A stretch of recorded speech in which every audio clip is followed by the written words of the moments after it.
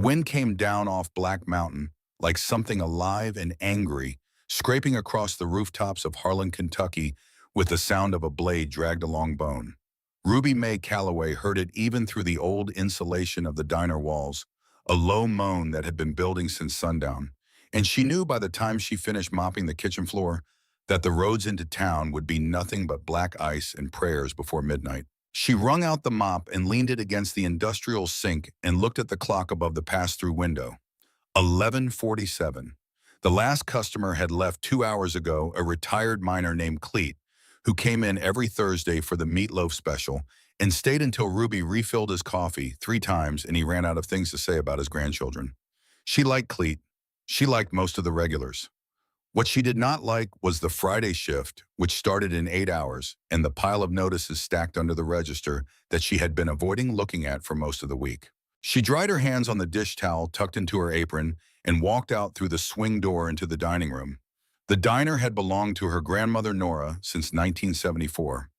Nora Calloway had built it with money saved from 20 years of waitressing in Lexington, had driven back to Harlan in a truck she bought for $300, and had opened the doors in March of that year with a handwritten sign that read, "Good food, fair prices, no nonsense." The sign was still there, faded to near illegibility, mounted on the wall above the pie case. Ruby had not taken it down when Nora passed 2 years ago. She had not changed much of anything, which was partly sentiment and partly the fact that she could not afford to. The diner sat on the ground floor of a 2-story building on Minor Street, 1 block off the main road through Harlan. Ruby and her son Cody lived in the apartment above 3 rooms and a bathroom that smelled of old wood and the lavender sachets her grandmother had kept in every drawer.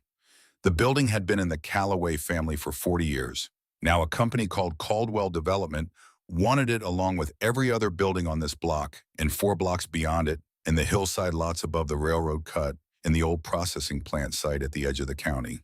The notice on top of the stack was the 3rd one in 6 weeks. Each one had a different legal letterhead, but the same polite language that meant the same impolite thing. You are in the way of something larger than you. Please remove yourself voluntarily before we are forced to involve the courts. Ruby picked up the stack, squared the edges, and set it back down without reading any of it. She had read them all twice already. She knew what they said. She turned off the dining room lights and stood in the dark for a moment, looking through the plate glass window at Minor Street. The streetlight at the corner was out again, which the city had been promising to fix since October.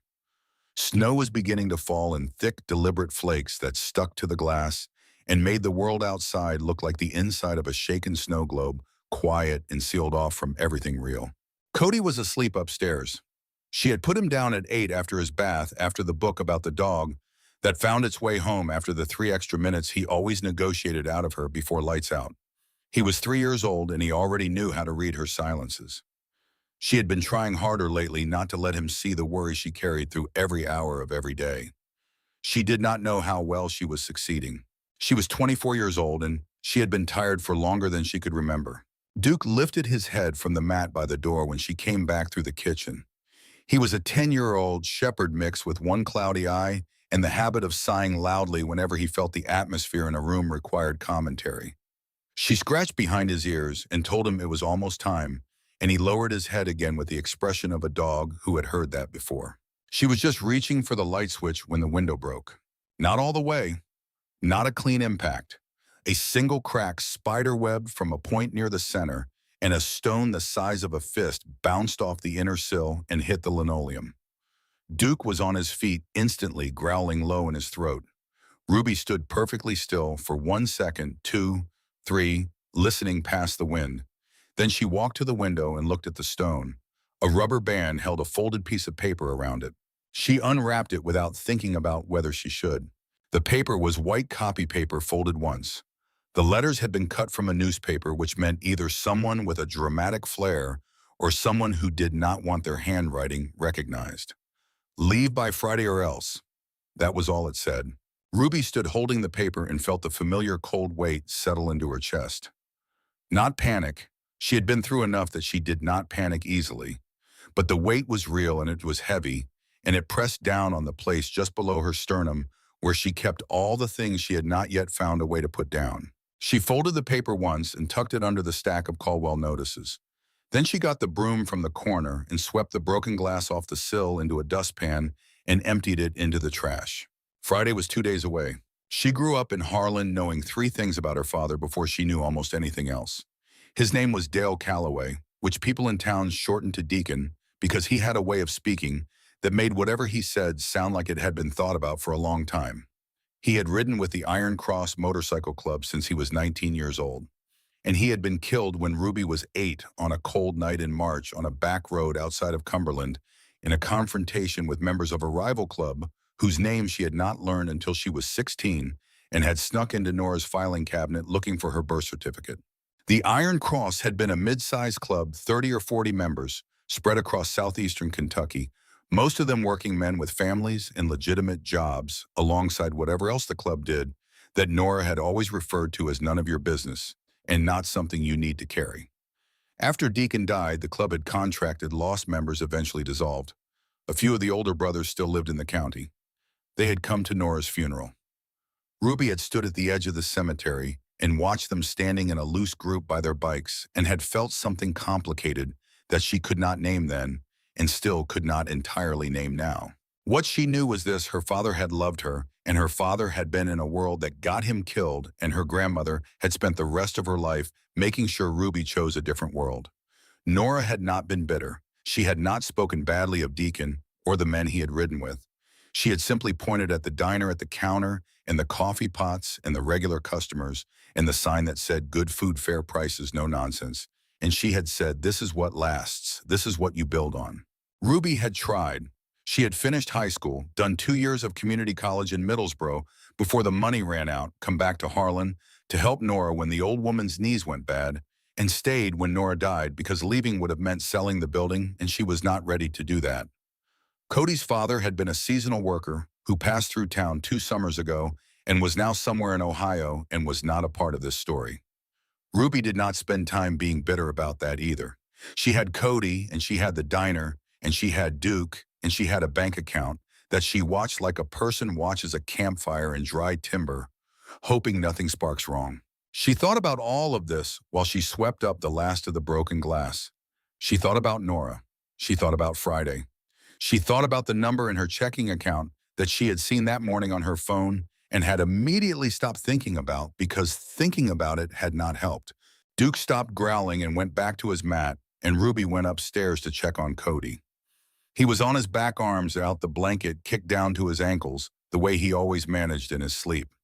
She pulled it back up and stood in the doorway for a moment, watching his chest rise and fall, and felt the familiar complicated thing that was love and fear, and something else she could not put a name to, the thing that living alone with a small child in a difficult situation produces in a person who is trying very hard. She went to bed. She lay in the dark listening to the wind work itself harder against the building. At 1:14 in the morning, someone knocked on the door of the diner. Not the upstairs apartment door, the diner door. 3 knocks, heavy and deliberate, spaced in the way that people knock when they need something real and do not know how much time they have left. Duke heard it before she did. She woke to his bark, which was not the alarm bark he used when a car backfired outside or the mailman came too close to the door, but the specific sound he made when there was a person he had not assessed yet and needed her input on.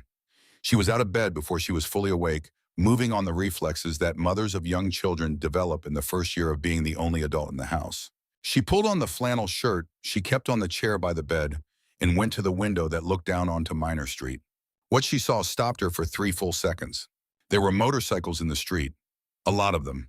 She could see them under the working streetlight at the far corner, 2 dozen lined up along the curb, more beyond in the dark. They were Harleys, all of them, big touring bikes with saddlebags and highway bars, the kind of bikes that meant distance travel rather than local riding. Snow had already settled on the seats and saddlebags like a second skin. The men near the door were hard to count in the dark. She could see leather cuts, the kind with patches on the back and front, and she could see that they were standing close together the way people stand when someone among them is hurt and they are trying to figure out what to do next. A couple of them had their heads bent over something or someone near the base of the door. She stood at the window a moment longer than she should have. Part of her recognized what she was seeing. She had grown up adjacent to this world.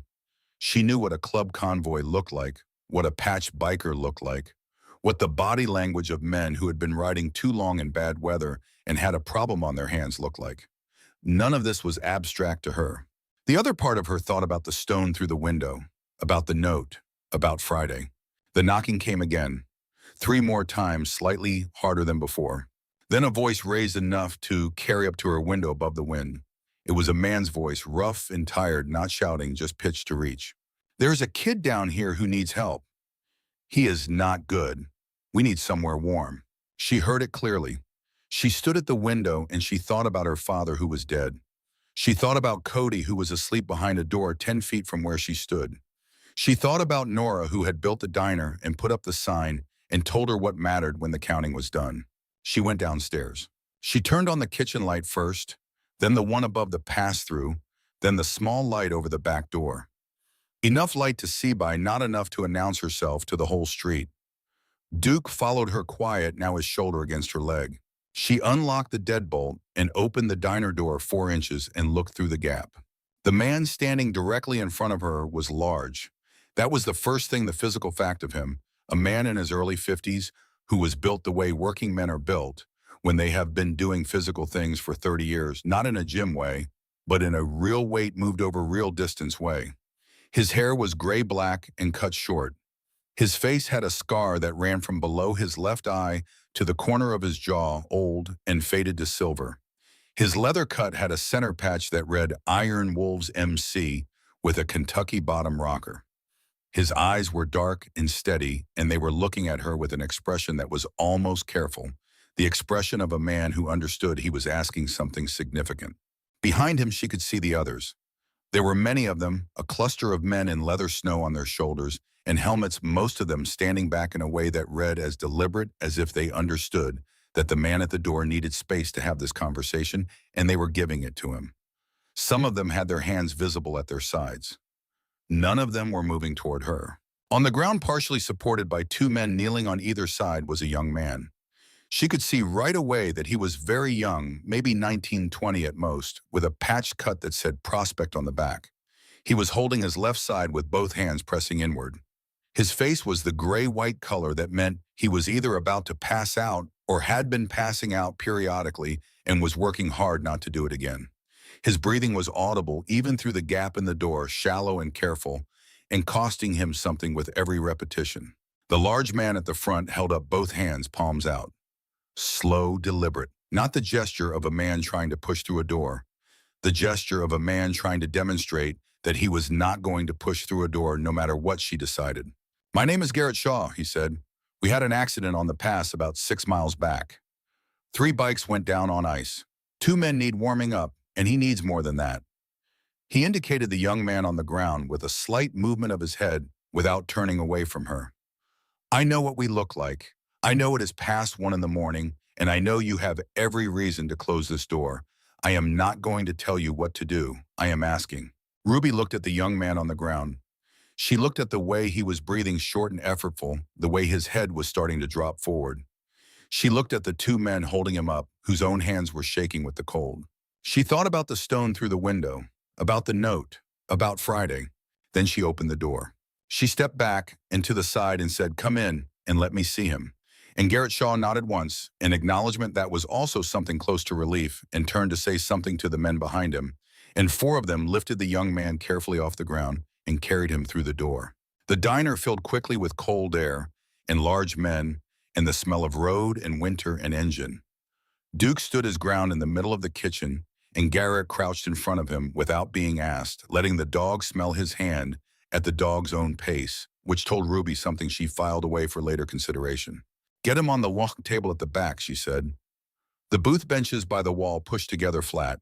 She was already moving toward the first aid kit on the wall beside the refrigerator, the industrial one Nora had always kept there, because she believed in having more than you needed rather than less. She heard the boots on the linoleum, the low voices of men being careful with each other, someone saying easy, someone else saying I have him, and the young man making a sound that was mostly breath and effort.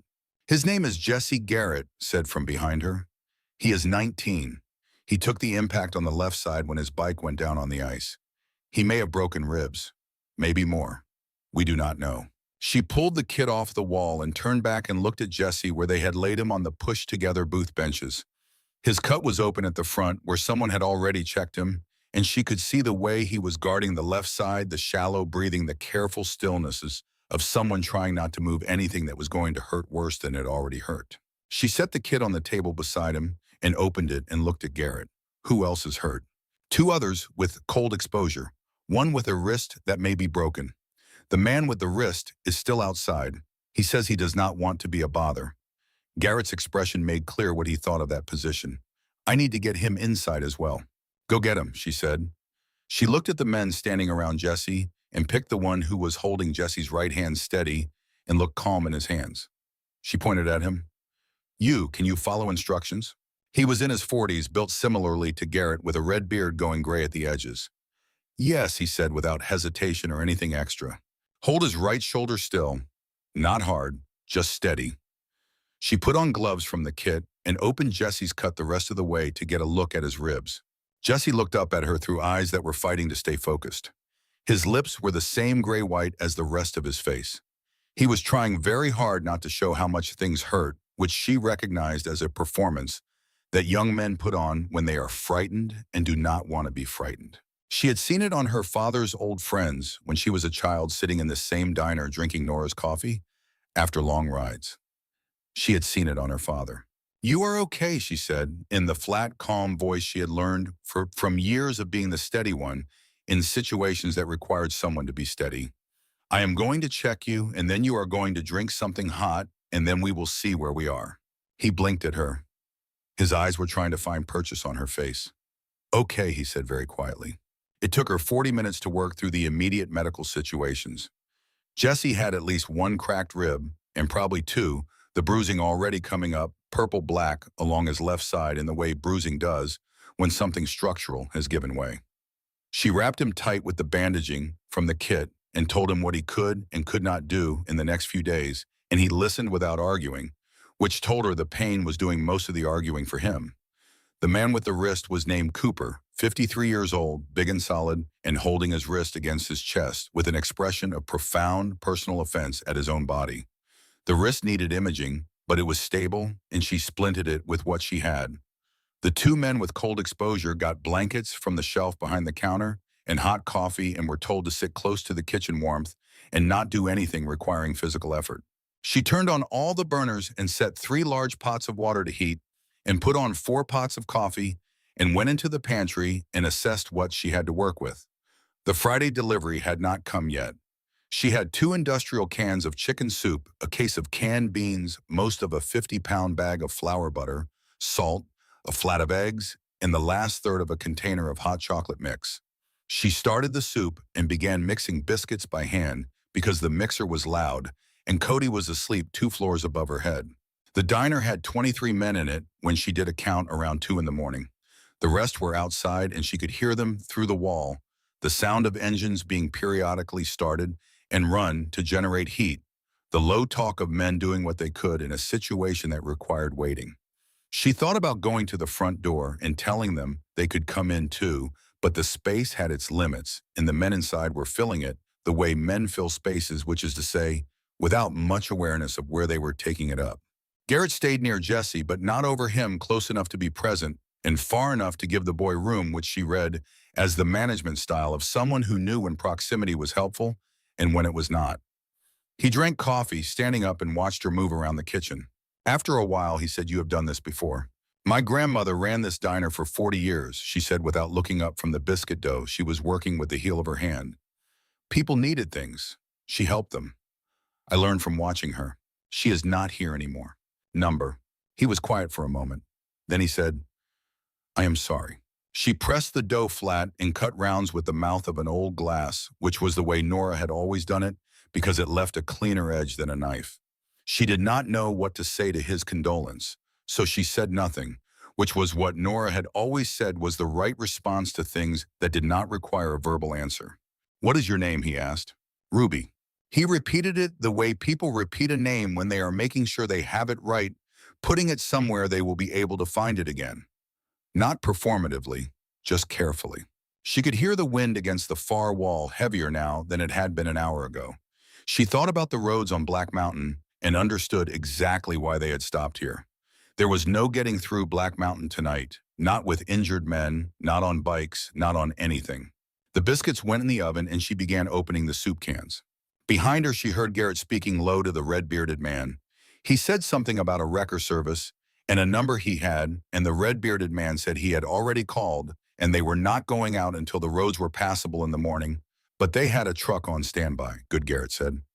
Then someone else mentioned a rider named Carter who was back at the accident site keeping eyes on the bikes, and Garrett said he knew and they would get someone out there as soon as the wrecker could move. The organization of it was not what she had expected. She was not entirely sure what she had expected. She had grown up knowing the stories about clubs like this, and some of those stories were true, and some were simplified down to their most alarming details, and very few of them had included men carefully coordinating a wrecker on standby and leaving someone responsible to watch the equipment and drinking their coffee quietly without needing to be managed.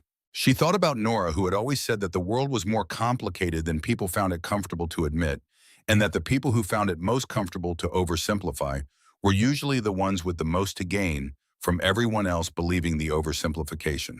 At 2:30, Jesse managed to sit up. He was pale and slow-moving, and the ribs were going to hurt for weeks, but his color was better, and he accepted the soup she brought him with both hands wrapped around the bowl, hunched over it in the way of someone for whom warmth has become the primary priority and everything else is secondary. She watched him take the first swallow and saw the expression change, the tight guard of his face easing slightly. He looked up at her from across the rim of the bowl. "This is the best thing I have had in about 6 hours," he said. "That is a very low bar," she said. The corner of his mouth moved. "That is absolutely true," he said. His voice was shaky, but the humor in it was real, which she took as a reasonably good sign about his overall trajectory. Garrett sat down across from Jesse and watched him eat without comment. Ruby refilled Garrett's coffee without being asked, which was a habit so deeply ingrained by years of diner work that she had done it before consciously deciding to. He looked at the mug, then he looked at her. "Your name is Calloway," he said. It was not a question. She went still. He did not look away from her. He had a way of looking at something directly that was different from aggression. It was more like the way a person looks at something they have been trying to locate for a long time and have finally found, and they want to make sure they are looking at it correctly before they say anything. "Dale Calloway was your father," he said. The kitchen was very quiet except for the wind and the coffee pots. The soup bubbled softly on the burner behind her. Ruby set down the coffee pot with a careful, deliberate movement. "Yes," she said. "I rode with Deacon for 11 years, Garrett said. Iron Cross before the club dissolved. I was in Tennessee when it happened. I did not make it back in time." She had heard variations of this before, from the men at Nora's funeral standing in their loose cluster by their bikes at the edge of the cemetery, from older residents of Harlan who had known her father and felt years later the need to tell his daughter something about what he had been. She had a practiced way of receiving this information, a neutrality she had developed because the alternative was a kind of grief that had no clean outlet and that she could not afford to carry around during a working day when there were orders to fill and a child upstairs who needed her to be functional. She looked at Garrett Shaw's face, at the scar along his jaw, at the steadiness in his eyes that had been there since he first spoke to her through the gap in the door, a steadiness that was not performed but simply present. She thought about the knock on the door, about the stone through the window, about the notice that said leave by Friday or else. She turned back to the stove and stirred the soup. "I figured you for someone who knew him," she said. "The way you looked at the building when you came through the door." He said nothing. She ladled soup into the next bowl. "He was a good man who made choices that got him killed," she said. "I have spent a long time trying to understand the difference between those two things, between what a person is and what a person does." Garrett was quiet for a moment. Then he said, "So have I." Outside the window, the snow kept falling over Harlan, over the broken streetlight, and the Caldwell development notices folded under the register, and the long line of Harleys along the curb, with snow settling white and even on their seats. Inside the diner on Minor Street, the industrial lights hummed over 23 men who had somewhere to be by morning and could not get there, and a woman 24 years old who had made her grandmother's soup from what was left in the pantry and was trying to do what Nora had done, which was to give people what they needed without making too much of it. Jesse had finished his soup and was asking Cooper whether the wrist actually hurt, or whether he was being dramatic about it, and Cooper was telling him several things in response that were not appropriate for the presence of a child, which led Jesse to point out there was no child present, which led Cooper to indicate with some emphasis that he could hear the baby monitor sitting on the shelf behind the pass-through window. Very clearly, thank you. And Jesse looked at the shelf and went quiet. Garrett followed the look. You have a child, he said. Upstairs, she said. 3 years old. He is asleep. His name is Cody. The room shifted slightly, almost imperceptibly, the way rooms shift when information changes the coordinates of a situation. She watched the change move through the men nearby. Not threat reassessment. Something more like a recalibration of what they understood themselves to be asking of her and what she had given anyway. Garrett looked at her for a moment with the particular attention he seemed to bring to things that mattered. We will be out of here as soon as the roads allow, he said. I know you will, she said. She picked up the next bowl and carried it to Cooper, who thanked her, in a voice still carrying the weight of the argument he had just lost to Jesse's observation. At 2:58 in the morning, headlights swept across the front window of the diner. Duke lifted his head from the mat. Ruby was in the kitchen when she heard the car pull up. She dried her hands and walked out to the dining room and looked through the glass. It was a black sedan, late model city plates. A man got out from the passenger side and stood in the snow looking at the row of bikes along the curb, then at the lit diner, and she could see from the set of his shoulders that he was calculating something before he moved. He was in his early 40s in a heavy coat over office clothes. He had the kind of face that wore authority the way people wear it when they have been told they have it for long enough that they have stopped thinking about whether that is true. He said something to the driver, then walked toward the diner door. Behind his sedan, a second vehicle had pulled up, a Harlan County Sheriff's vehicle. Ruby stood in the dining room as the door opened and the man in the heavy coat stepped in, and his eyes moved from her to the 23 bikers in the diner and then back to her with an expression that was trying very hard to be neutral. Ms. Calloway, he said. His voice was smooth in the way of a man who had practiced making it smooth. My name is Brad Simmons. I represent Caldwell Development. She looked at him without answering. I understand you have guests, he said. Quite a few of them. I'm afraid there is a question of your business licensing, specifically your hours of operation permit, which as written does not cover after-hours commercial activity of this nature. She felt something cold and clear move through her. Not surprise, something more like clarity about who she was dealing with and what was actually happening. She looked at Brad Simmons. She looked at the sheriff's deputy standing in the doorway behind him, who had the expression of a man who knew exactly what he had been brought here to do and was not particularly proud of it. She looked at Jesse, who had gone completely still on his benches and was watching with the focused attention of someone who had been hurt but was still tracking the room. She looked at Garrett, who had not moved from where he was sitting, who was looking at Brad Simmons with an expression she could not entirely read, but which had gone very still. She looked at the door, at the cold outside, at the snow still falling over Minor Street. Then she turned to Brad Simmons, and she crossed her arms, and she stood exactly where she was. There are injured people in this diner who cannot be moved safely in these road conditions, she said. Her voice was level and even. The roads are impassable. When the roads open, these men will leave. Until then, they will stay where they are warm and where they can receive the medical attention I can provide. Brad Simmons drew a slow breath through his nose. Ms. Calloway, I think you may not fully understand the legal position you are placing yourself in. I think I understand it fine, she said. She heard Garrett's chair move slightly behind her. She did not look at him. She kept her eyes on Brad Simmons.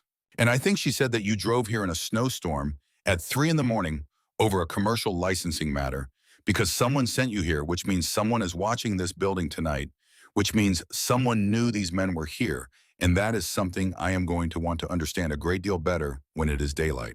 Something moved behind Brad Simmons' eyes, fast and controlled like a door closing on something he had not meant to show. He said, "Good evening, Ms. Calloway," in the voice of a man concluding a meeting on his own terms. He said there would be further communications. He said he hoped she would give their position careful consideration. Then he turned and walked back out into the snow. The deputy held her eyes for a moment before following. He looked like a man who wanted to say something and had decided not to. Ruby noted the look and filed it. The diner was quiet after the door closed. Ruby uncrossed her arms. She turned back to the counter and picked up the coffee pot that had just finished cycling and began refilling the mugs she could reach without crossing the room. She felt Garrett looking at her from where he sat. She filled 3 mugs on the counter and carried them to the men near Jesse and did not say anything about what had just happened because saying something about it at 3 in the morning in a room full of people who were already dealing with enough would not have served anyone well. Outside the sedan in the sheriff's vehicle reversed and pulled away. Their headlights swept across the window glass and then were gone into the snow. Jesse watched her set down the coffees. He looked like someone who had just seen something happen that required recalibration. She is Deacon Calloway's daughter, one of the older men said to no one in particular. Not loudly, just a fact being placed quietly into the room where it belonged. She heard it. She did not look up. Garrett had not moved. He was looking at the door through which Brad Simmons had gone back out into the snow. His expression had changed since before had gone quieter and more focused, like a man who has been moving toward a decision for some time and has just arrived at it. Ruby, he said. She looked at him. We need to talk, he said. In the morning when it is light. There are things about that man and that company that you should know, and I think you have things I should hear as well. She looked at him for a moment. She thought about the stone, about the note, about Friday. All right, she said. She set the last mug down and went back to the kitchen, where the soup was still warm, and the biscuits were ready to come out of the oven, and there was still work to do before morning. Outside, Harlan, Kentucky continued to disappear under the white. Morning came slowly the way it always came in the mountains in January, not as a sudden brightness, but as a gradual replacement of one shade of darkness with another gray, becoming pale gray, the shapes of things becoming visible without color for a long time before color came back. The snow had stopped sometime before 4. By 6, the sky was the color of old pewter, and the roads were sealed under 4 inches of fresh ice over whatever had been there from the week before. Ruby made coffee at 5:30 and went up to check on Cody before the diner began to stir. He was awake when she opened his door, sitting up in bed, with the stuffed dog he called Biscuit tucked under one arm, looking at her with the particular alertness of a 3-year-old who has been listening to unfamiliar sounds through the night and has assembled questions about them. There are some people downstairs, she said. She sat on the edge of his bed. They needed a warm place to stay because of the snow. Their bikes slid on the ice up on the mountain road, and a couple of them got hurt. Are they nice, he said. She thought about how to answer that honestly. I think so, she said. They have been polite.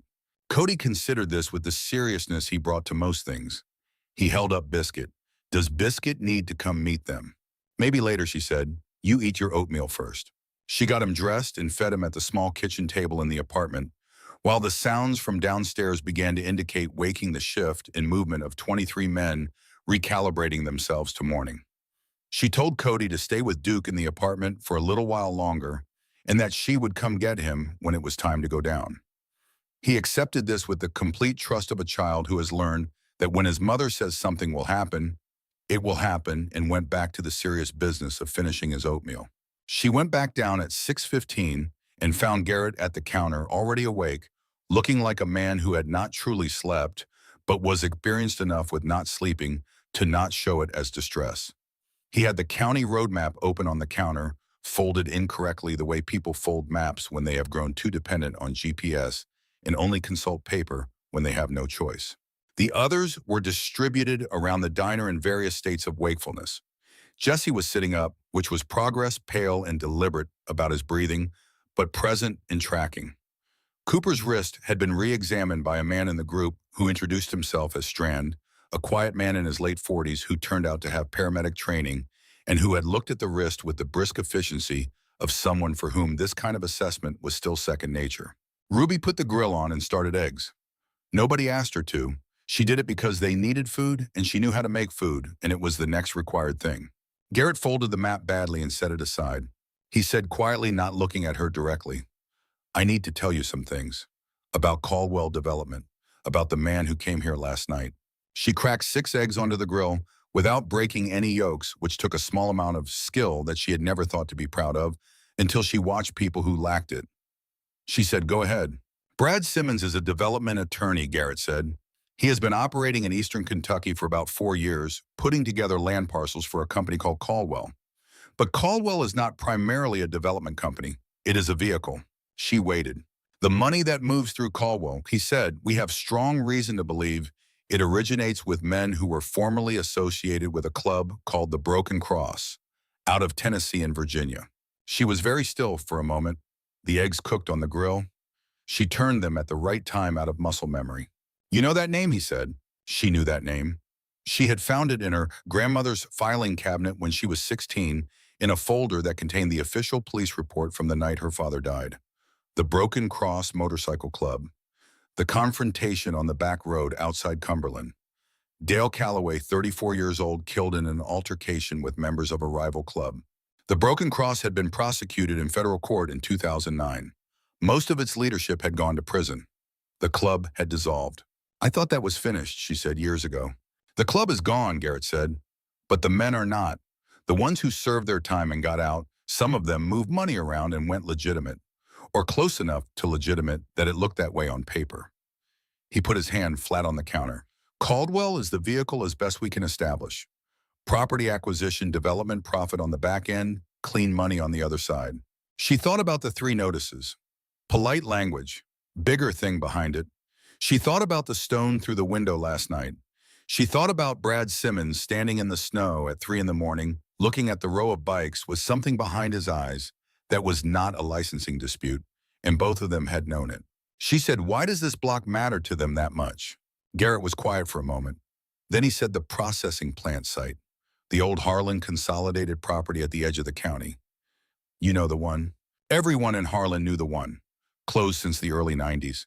40 acres of flat cleared land on the hillside above the railroad, cut with existing road access proximity to the mainline infrastructure already partially in place. The redevelopment rumors had been circulating since Ruby was in high school. Nothing had ever come of them, which people in Harlan had stopped being surprised by. That site goes with this block in the parcel plan, Garrett said. Without this street as the access corridor, the parcel does not work the way they need it to. The site becomes much harder to develop profitably. He paused. This block is the key piece. She thought about Nora, about 40 years, about the sign. She plated the eggs and set them on the pass-through shelf and called the order. Strand came and took 2 plates to Jesse and Cooper without being asked. She said, what do you know and what can you actually prove? Garrett looked at her steadily. We have financial documents, he said. Records going back 3 years showing the movement of money through the Caldwell parent company to its shell predecessors and back to men connected to the old Broken Cross leadership. We have a name on their side who is a silent partner in the current operation. He paused. What we do not have is a local witness, someone who can speak to the pattern of activity in this county in the last 4 years. Someone who has been on the receiving end of their acquisition efforts and can document how they operate when they want something and are not getting it.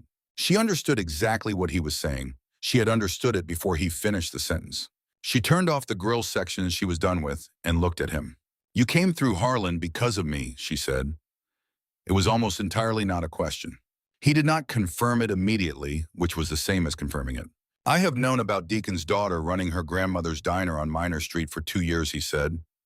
I have been trying to determine the right way to approach this conversation. A blizzard and 3 downed bikes changed the timing. The right way, she said. I was not going to come to you with this until I understood the risk you would be taking and what protection could be put around you, he said. He met her eyes directly. A man gets reckless about timing when his youngest prospect is bleeding on the road. She looked at him for a moment. She thought about what it meant that he had known. She thought about what it said about the kind of man he was, that he had come through that door the previous night with his hands up and asked instead of pushed. She thought about Deacon Calloway, who had been in a world that got him killed, and about the men who had built that world, and about what it meant when a man spent years inside something like that and then tried to choose differently. She said, I need to know who you are, not the club, you specifically. He said, fair enough. He told her. He had been riding since he was 22. Iron Cross for 11 years. Iron Wolves for the last 9 after helping build the chapter from 7 members in Lexington. He had a contracting business commercial in industrial construction operating out of Lexington and Louisville. He employed 61 people. He owned the building his business operated from and 2 additional properties in the same commercial district. She said, show me. He pulled out his phone and handed it to her without hesitation. She looked at the website for Ironhide Freight and Construction, the state business registration, the Google listing with reviews going back 8 years, the photos of job sites and the company lot with its row of trucks. She looked at the employee count. The years in operation. She looked at a photo of Garrett Shaw standing in front of a line of commercial trucks in a lot somewhere outside of Lexington. No leather cut, no patches, just a working man in a flannel shirt, squinting into morning sun with the expression of someone who is where he is supposed to be. She handed the phone back. All right, she said. The morning moved forward. The wrecker made it out at 9:30 with road conditions barely passable and brought the three downed bikes to the lot of a repair shop on the east side of Harlan, where the owner, a man named Pollard, who had been working on bikes and trucks for 35 years and found most situations manageable, agreed to assess the damage. The riders who had been outside came in rotating groups to warm up, and Ruby made 3 batches of biscuits and 2 full urns of coffee and enough scrambled eggs that she ran out of eggs before she ran out of people who needed them. Cody came downstairs at 8. She had been waiting for the situation to stabilize enough, and when she brought him down, he stood in the kitchen doorway and looked at the diner full of large men in leather and did the thing he did when he was thinking carefully about something, which was to tilt his head to the left and squint one eye slightly, as though closing off half his vision improved his analysis of what remained. Then he walked in and went directly to Jesse. Are you hurt? Cody said. Jesse looked down at him. Yeah, he said, a little bit, cracked some ribs. Cody considered this with the gravity of a 3-year-old confronting a medical situation that required his full assessment. Does it hurt when you breathe? He said. Sometimes, Jesse said, when I breathe too deep. It hurts my mom when she breathes in winter, too, Cody said. She drinks tea, and it helps. He climbed up onto the bench beside Jesse without being invited and sat there with biscuit on his lap with the settled air of someone who had determined that this was the correct place to be. Jesse looked at Ruby over Cody's head with an expression that was trying not to show how much this had gotten to him, which meant it had gotten to him considerably. Ruby said nothing. She went back to the grill. She heard Garrett behind her speaking low to Strand. She caught pieces of it. The name Simmons. The word documentation. A name she did not recognize that Strand said, and Garrett responded to in a way that indicated it was significant to the larger picture. At 10:45, 3 things happened within 20 minutes of each other, and the order of them mattered. The first was that the roads opened enough for the convoy to begin staging for departure. The men started moving toward the door in the organized way of people who have participated in departures before checking equipment, doing the things that needed doing before travel. The second was that Ruby's phone buzzed on the counter beside the register. She looked at the screen. It was an image message from a number she did not recognize. The image was a photograph of Cody in the backyard of her building, taken from somewhere above and to the east, which would place the photographer on the hillside behind Minor Street. He was in his red jacket. He was playing with a long stick in the snow, dragging it through the surface the way small children drag things because they can. The timestamp on the image was 7:43 that morning. She had been inside with 23 men between her and every door. She had checked the backyard from the window twice and seen nothing. But someone had been there at 7:43 in the morning on the hillside above her building with a camera pointed at her 3-year-old son. She stood holding the phone. The third thing was the shift in the room. She looked up. Garrett was looking at her from across the diner. He had seen the expression on her face. He crossed to her in a few steps, and she turned the phone to show him the image without speaking. He looked at it for 3 seconds. Something moved in his face that was controlled and precise, and not quite any of the things it most resembled. He turned to the red-bearded man whose name she had learned was Boone. He said something she did not catch fully, but the words positioning and perimeter were in it. Boone nodded once and moved without any production of it. She looked at Garrett. She said they knew you were here. They waited until it was light enough to put someone on that hillside. This is escalation, Garrett said. He looked at the photograph again. What they are saying to you is that they know your situation and they are prepared to use it. She thought about Cody playing with his stick in the snow, while someone on a hillside above him pointed a camera at him. She thought about the note that said, "Leave by Friday or else." She thought about Brad Simmons in the snow at 3 in the morning and the thing she had seen move behind his eyes when she said someone was watching this building. She said, "Who has the documents?" Garrett looked at her. "The financial records," she said. "The ones that can prove the money path. Who has physical copies?"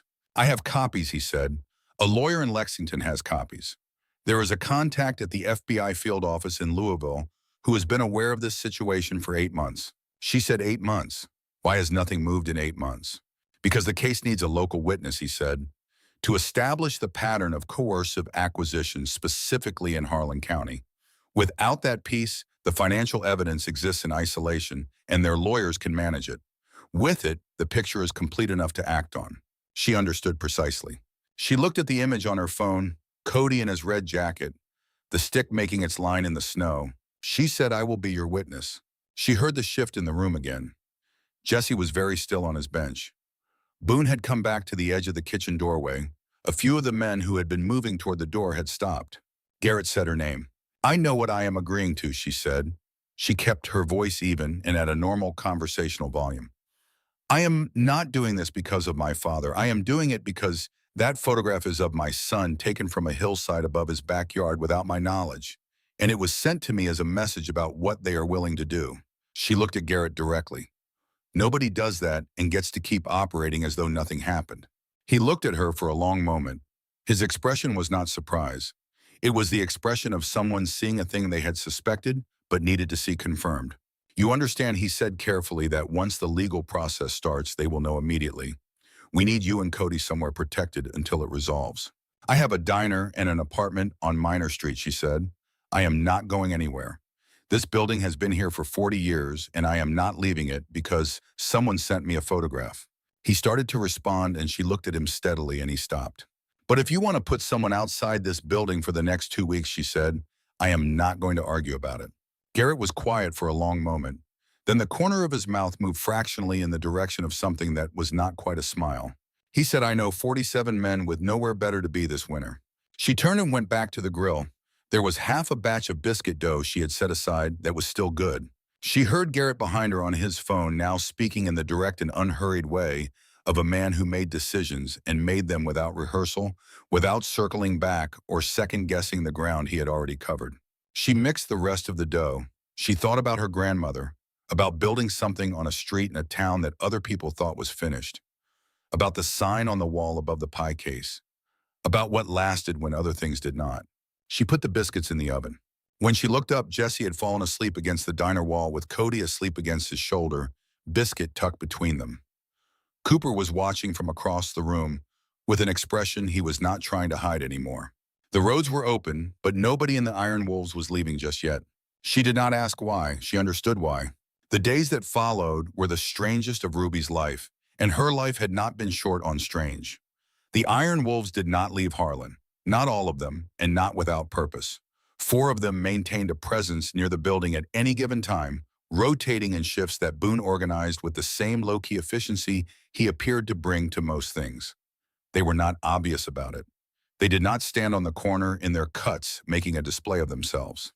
They sat in the diner, drank coffee, ate when Ruby fed them, and went about being visible in the unobtrusive way of people who have professional experience with what visible means. She called the lawyer in Lexington, whose name Garrett gave her, a woman named Hargrove, who spoke in the precise and economical manner of someone who had learned to say exactly what she meant and nothing more. Hargrove listened to Ruby for 20 minutes without interrupting, asked 4 specific questions, and said she would file for an emergency protective order and schedule a formal deposition within the week. Ruby said nothing about the conversation to anyone except Garrett. She thought about calling the Harlan County Sheriff. She thought about it, and she thought about the deputy who had stood in her doorway at 3 in the morning beside Brad Simmons, and the look he had given her before following Simmons back out to the car. The look of a man who wanted to say something and had made a different choice. She did not know what that look meant. She was not willing to bet on it being what she wanted it to be. Garrett came by the diner each morning. He did not try to run the situation or position himself as the one in charge of it. He came for coffee and sat at the counter, and sometimes they talked, and sometimes the silence was comfortable enough that talking was not necessary. He told her more about the Broken Cross men over those mornings, about the years after the federal prosecution, about how the money from the old operation had moved through a chain of shell companies before finding its way into Caldwell. He told her what he knew about Brad Simmons, which was that Simmons had been practicing law in Knoxville before relocating to eastern Kentucky 4 years ago, that he had no visible criminal record, and that he operated as a controlled and professional front for the men whose money he moved. On the 3rd day, Brad Simmons came back. Not at 3 in the morning this time, 2 in the afternoon in full daylight alone, without the sheriff's vehicle. He came into the diner and sat at the counter and looked at the 4 bikers at the far table and at Boone behind the counter, refilling his own coffee, which he had started doing without comment, sometime on the second day, and at Ruby standing by the register.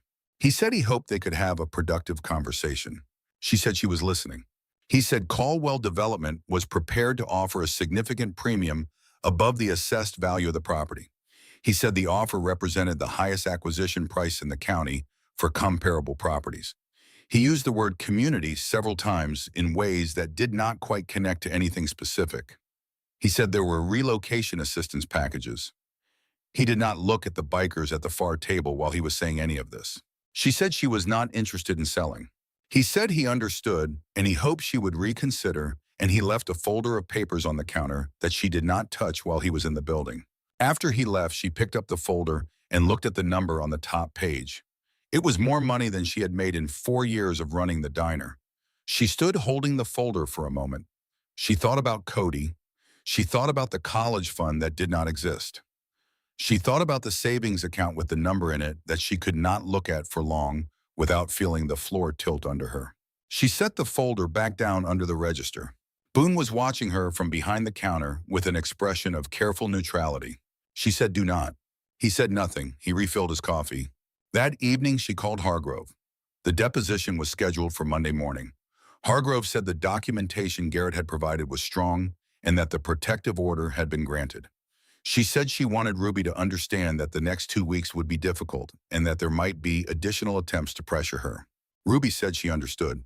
She hung up and stood in the kitchen of the apartment with her phone in her hand, looking at the table where Cody's dinner bowl was still sitting, with a smear of peanut butter on the rim, and a crayon drawing beside it of something that was either a dog or a motorcycle rendered with the confident ambiguity of a 3-year-old who knows what he means. She took a photograph of the drawing and sent it to Garrett with no message. He replied with one word: courage. She thought about her father on the back road outside Cumberland. She thought about the men who had built the world that put him there. She thought about the men who had been inside something like that and tried to build differently afterward. She thought about what it cost and what it made possible. She put her phone in her pocket and went to give Cody his bath. The Monday deposition took 4 hours in a conference room in a building in Harlan that belonged to neither party with a federal marshal present, because Hargrove had made the case for the protective order effectively enough that a federal presence was considered appropriate. Ruby told everything she knew and told it in order. The first notice, the second, the third, the stone through the window and the note. Brad Simmons at 3 in the morning with the licensing argument that both of them had understood was not about licensing. The photograph of Cody on the hillside. She told it in sequence without editorializing, without adding interpretation to the facts in the way Hargrove had told her to tell it. Facts sequence specifics. What she saw, what she heard, what she received when. Garrett was not in the room. He had offered to be there, and she had said she did not need him there, and she had meant it. Boone drove her to the building and waited in the parking lot in a truck that was not a Harley. When it was done, she sat in the conference room for a few minutes after the federal marshal left. Hargrove was reorganizing her papers on the other side of the table. "You did well," Hargrove said. "Clean and sequential. That is what we needed." Ruby said, "What happens now?" "Now we wait for the search warrant," Hargrove said. "Based on the documentation package, I expect it within 48 to 72 hours. She looked at Ruby over the rims of her reading glasses. "After that, it becomes a federal matter, and the pressure on you changes character significantly." Ruby thought about Brad Simmons in his heavy coat in the snow, about the way something had moved behind his eyes when she said someone is watching this building. She said, "Will they come at the building again before the warrant?" "Not likely," Hargrove said. "The risk calculation on their side becomes unfavorable the moment a deposition exists and they know it." Ruby nodded. She picked up her bag. She said, "My grandmother ran a diner on that street for 40 years. "I know," Hargrove said. "I ate there once when I was in law school." She paused. "The apple pie was exceptional." Ruby looked at her. "I do not use that word carelessly," Hargrove said. Ruby said, "I know. It was her recipe. I still make it every Wednesday." She went out to where Boone was waiting, and they drove back to Harlan in the early afternoon light of a Kentucky winter that had gone temporarily still, the kind of pause between storms that felt like breathing out. The search warrant came on Wednesday as Hargrove had predicted. Ruby heard about it from Hargrove at 7:40 in the morning. The call lasted 3 minutes and contained everything necessary. By 8:15, Garrett was at the counter with coffee he had poured himself.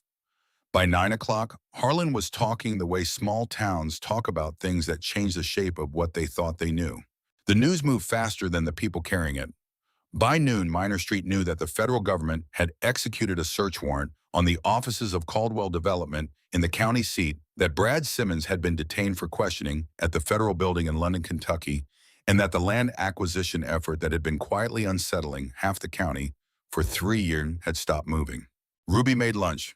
She had not slept more than 5 hours, but her hands were steady on the grill, which she had learned about herself over the years was a reliable indicator of where she was internally. Steady hands meant she was through the worst of the fear and into the part where things required doing. Jesse came in at noon, moving carefully but moving, and sat at the counter and said he had heard some things happened. Some things she agreed. He watched her work the grill for a moment. He said, "Can I tell you something?" She said yes. He said, "I grew up in a town about 40 miles from here. Family went under when the mine closed." He said it without particular effect, the way people say things that are true and old, and have been carried long enough to lose their sharpest edges. "I have been writing for 3 years, and in that time, I have met exactly two kinds of people in this world. People who open the door and people who do not." He paused. "I just wanted to say that directly." She refilled his coffee without being asked. That afternoon, Garrett came to the diner and sat at the counter, and she could see that he was carrying something he had not said yet. She finished the order she was working on and came back to where he was sitting. He said, "There are some things I want to do here, if you are willing to hear them." She said she was listening. He put both hands flat on the counter, which she had come to recognize as his way of making a physical gesture of honesty when he was about to say something that mattered. He said, "The Caldwell parcel falls apart without this block. The access corridor, the processing plant site, the whole thing stops working without Minor Street." He paused. "Which means the processing plant site is going to be available in the coming months, along with several adjoining parcels, under terms that are going to be considerably more reasonable than they would have been 6 months ago." She said, "What are you thinking?" He said, "Ironhide has been looking for a regional hub location in eastern Kentucky for 2 years. Distribution and light manufacturing. Employment for roughly 200 people at full build-out, phased over 3 years. The processing plant site is the right fit for that by every measure." She thought about what 200 jobs meant in Harlan County. She thought about the young men and women she had gone to school with who had left for Ohio and Pittsburgh and Columbus and did not come back. She thought about Jesse saying his family went under when the mine closed. She said, "In this block." He said, "The block stays yours." He met her eyes directly the way he had looked at her through the gap in the door on the night this all began. "I am not here to buy your family's building. I am not here to save Harlan in a way that requires you to give something up in order for it to happen." He paused. "What I want to do, if you are willing to discuss it, is invest in the infrastructure that lets what is already here continue to exist and grow." She thought about Nora's sign, "Good food, fair prices, no nonsense." She said, "What does that look like in practical terms?" He said, "The old community building on the south end of Minor Street, the one that closed after the last round of budget cuts 4 years ago. The building with the meeting hall and the community kitchen. We renovated into a center that stays open year-round with a winter shelter, a soup kitchen operating out of the existing kitchen infrastructure, and a space for job training programs connected to the hub facility." He said, "We partner with the diner for the food operations. We use what you already know how to do and what you already have the capacity for." She was quiet. She said, "Who runs it?" He said, "That is the specific thing I wanted to talk about." She looked at him. He said, "You know this town. You know who needs what and how to give people things without making them feel like they are receiving charity." He said it in the even tone of a man stating an observed fact. That is not a quality that can be brought in from somewhere else. It belongs here. It is built from years of being here. She thought about Nora, about the 40 years, about every person who had come through the diner door with something they needed and found a way to receive it without having to ask for it directly, because Nora had understood that the dignity of people who are struggling requires that help be offered in a way that respects what they have had to carry. She said, "I have a child and a diner and a dome, and I have never managed anything larger than a busy Saturday lunch." He said, "You managed 23 bikers in a snowstorm at 1 in the morning on 4 hours of sleep with a cracked window and a cupboard that was running low." She said, "That was soup and bandaging. That is not management." He said, "Ruby." She looked at him. He said, "It was not just soup. She looked at the diner around her, the counter and the pie case and the sign, the pass-through window with its view of the kitchen, the shelf where the baby monitor had sat on the night all of this started. She looked at Cody's newest crayon drawing taped to the wall beside the coffee station, a picture he had made of Duke with wings for reasons he had not explained, and she had not pressed him on. She said, "All right, let us talk about what this actually looks like." The weeks that followed moved with a momentum that Ruby had not anticipated and found, once she stopped bracing against it, less frightening than she had expected every morning when she woke up and took a breath and assessed where things were. Hargrove's process moved. Brad Simmons agreed to cooperate with federal investigators in exchange for consideration regarding his own exposure, which Hargrove explained meant that the men behind Caldwell were now the primary target, and Simmons was the path to them rather than the destination. The principal figure in the Broken Cross remnant group, a man named Foss, who had been operating under corporate cover since his release from federal prison in 2013, was indicted in federal court in Louisville in the last week of February. The morning the news came through, Ruby was behind the counter at the diner. She heard it on the radio, the same radio her grandmother had kept on the shelf above the pass-through since 1979, still tuned to the same local station. She listened to the announcement and then turned back to the eggs she was working and finished the order. Boone was at the far table. He raised his coffee cup slightly in her direction. She nodded. Cody came in from the apartment at 8 and sat at his usual spot at the end of the counter and asked for oatmeal and orange juice and reported that Duke had knocked over the laundry basket in the bedroom and she should probably know about it. She said she would deal with it. He said he thought it had been an accident. She said she was sure it had been. He considered this assessment. Then he said, "Jesse is coming today, right?" She said yes.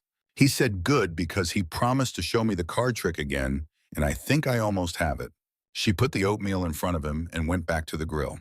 Jesse came at 10. His ribs were mostly healed at 6 weeks out, though he still breathed more carefully than a 19-year-old should need to manage. He sat at the counter and did the card trick for Cody 4 times in a row, and the 4th time Cody caught what he thought was the mechanism of it and announced that he knew how it worked. Jesse told him that was actually the best part of magic, that the knowing did not ruin it, it just changed what you were appreciating. Cody sat with this for a moment and then said he thought that was true and went back to his orange juice. That afternoon, Garrett arrived with a set of architectural drawings rolled in a cardboard tube, which he unrolled on the long table at the back of the diner. A firm out of Lexington had done them. He said one with experience in adaptive reuse in Appalachian communities, and they had worked with the existing structure rather than against it. She looked at the drawings. The layout kept the original bones of the community building, the main hall, the kitchen, the smaller meeting rooms off the east corridor. The new shelter space was added at the back onto the existing foundation with a separate entrance off the side street so it could operate independently of the main hall when needed. The soup kitchen ran out of the existing kitchen with new equipment and a service window onto the hall. She looked at the page showing the front facade. A sign above the door read Minor Street Community Center. She said, "Not Callaway." He said, "I thought you might want something that belonged to everyone who used it." She looked at the drawings for another moment. She pointed at the kitchen layout. "The prep flow is backwards here," she said. "You want cold storage on this side so you are not crossing the hot line to get to it. Every time you go for something cold, you will be cutting through the hot zone, which is inefficient and creates safety issues during a busy service." He looked at where she was pointing and made a note in the margin of the drawing. She said in the service window needs to come down about 8 inches. You are serving people sitting in folding chairs in a shelter situation, not people standing at a bar height counter. He made another note. She went through the drawings for 40 minutes and found 11 things she wanted adjusted and told him all of them. He wrote every one down without arguing, which was one of the things she had come to respect about the way he operated. At the end, she said, "Who is doing the construction work?"